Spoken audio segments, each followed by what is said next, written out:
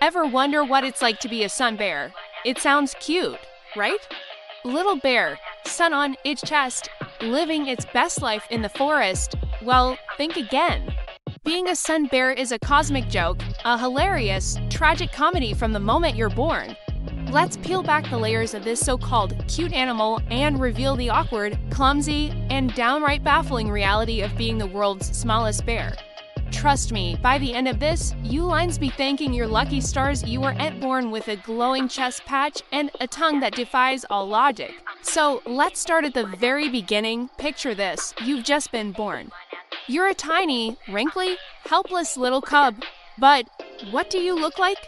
You look like a miniature, middle-aged man who's been unceremoniously shoved into a very cheap, ill-fitting bear costume. Your skin is all loose and baggy, especially around your neck. It's like you were born wearing a hand-me-down suit that's 3 sizes too big. From day one, you already have the vibe of someone's uncle who showed up to a costume party and is deeply regretting his life choices. While other bear cubs look fluffy and adorable, you look confused and slightly deflated. It's not exactly the powerful start to life you'd expect from a bear. You're supposed to be a symbol of the wild, a creature of might and majesty. Instead, you look like you were about to ask where the snacks are and then fall asleep in an armchair. Now, let's talk about the tongue.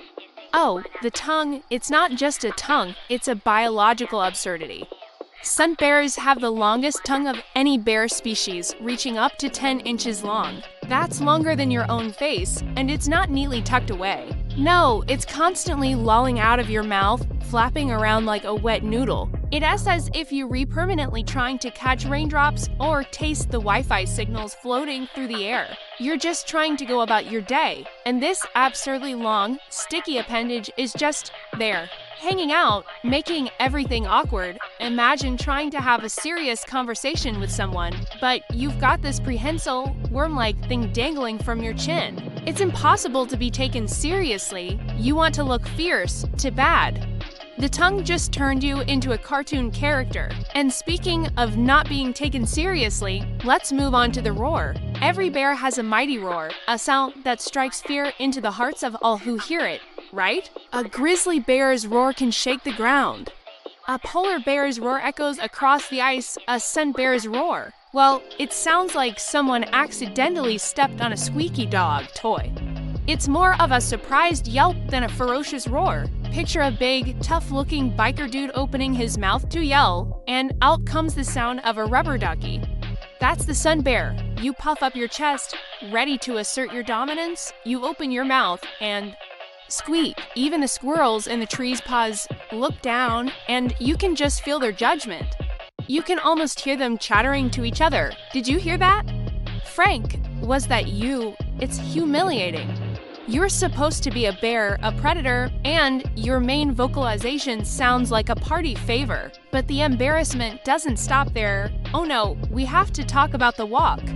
The sun bear walk is a masterpiece of awkward locomotion. They have this unique, pigeon-toed way of walking, with their feet turned inward.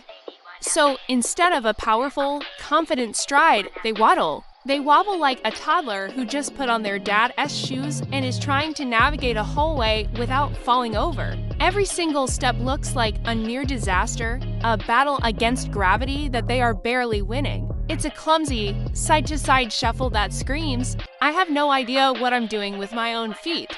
You're trying to look intimidating, maybe patrol your territory, but you're wobbling along like you've had one too many fermented fruits. It completely undermines any attempt at looking tough.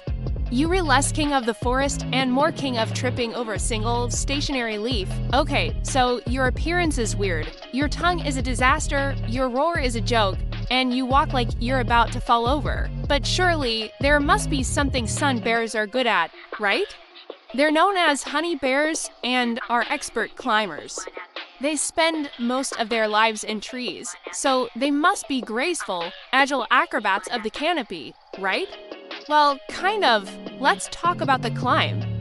Sun bears have these long, sickle-shaped claws. They look impressive, almost like something out of a horror movie. But in practice, climbing with them seems less like an elegant ascent and more like a desperate struggle. They hook these giant banana-shaped claws into the bark and just sort of haul their baggy bodies upward. It's not a smooth, fluid motion. It's like watching someone try to climb a ladder while carrying way too many grocery bags. There's a lot of grunting, scraping, and awkward shifting. They get the job done, sure, but they make it look like incredibly hard work. It's less graceful ape and more struggling handyman, and while you're up there, clinging to a tree for dear life, looking down at the world, what do the humans see, the tourists with their cameras? They see something so strange, so oddly proportioned, that half of them don't even believe you're a real animal. Seriously, there are countless videos and articles online where people genuinely believe that sun bears are just humans in bad bear costumes.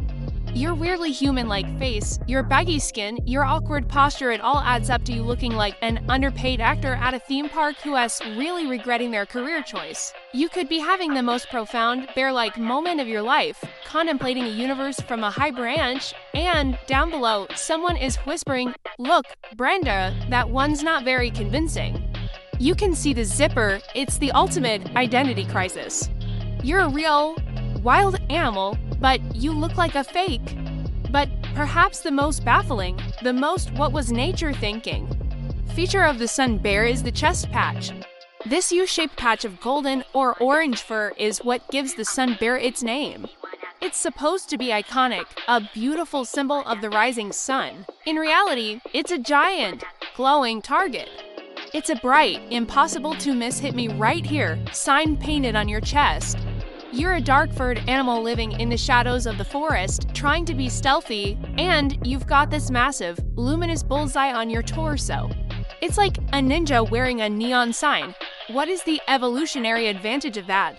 Is it to help predators in better? Is it a cosmic prank? Other animals have camouflage to blend in. The sun bear has a giant, high-visibility marker that screams, "I am here. Please direct all attacks to this specific, vulnerable area." So, let's recap the life of a sun bear. You're born looking like a shrunken old man in a baggy suit. You have a ridiculously long tongue that you can't control, making you look permanently goofy. Your mighty roar sounds like a squeaky toy, earning you the mockery of small rodents.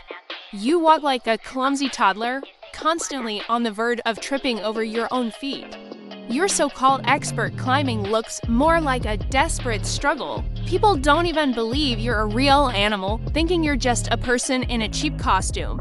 And to top it all off, you have a giant, glowing "Kick Me" sign painted on your chest. You are a walking, wobbling, squeaking paradox of nature. Being a sun bear isn't just tough, it's a constant series of indignities. It's an existence defined by awkwardness. So next time you see a picture or a video of a sun bear and think, "Oh, how cute," take a moment to appreciate the deep, existential struggle happening behind those strangely human-like eyes. It truly, absolutely sucks to be born as a sun bear. They may be called sun bears, but their life is a cloudy day filled with the high chance of tripping. Despite all this, sun bears are incredible and fascinating creatures, and they're unfortunately a vulnerable species facing threats from habitat loss and poaching. Organizations around the world are working hard to protect them and their forest homes. If you want to learn more about how you can help these wonderfully weird bears, check out the Bornean Sun Bear Conservation Center. Every little bit of support helps ensure that these clumsy, squeaky, wobbly goofballs can continue to baffle us for generations to come.